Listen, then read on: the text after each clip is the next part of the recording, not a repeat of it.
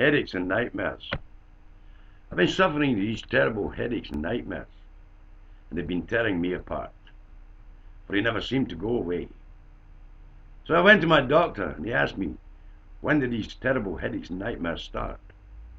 And I said, it's really funny, doctor. It really only started the day George W. Bush became president of the USA.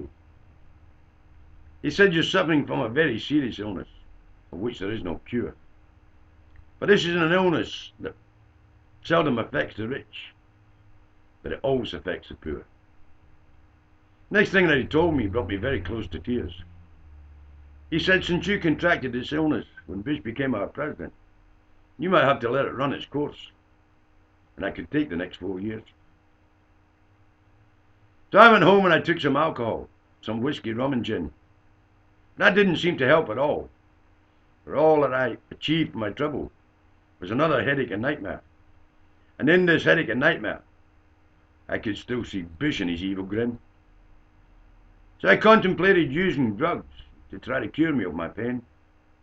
But instead, I took some sleeping pills. And I must have taken far too many, because when I awoke, I found that Bush and his evil gang of thugs had been elected once again. Lord, I still can feel the chills. But I've learned to live with these headaches and nightmares with which I've been afflicted over 7 long and weary years. But during this time, there's been some side effects to these headaches and nightmares, and there's been lots of things that I've successfully predicted, and all of them have come true and confirmed my greatest fears.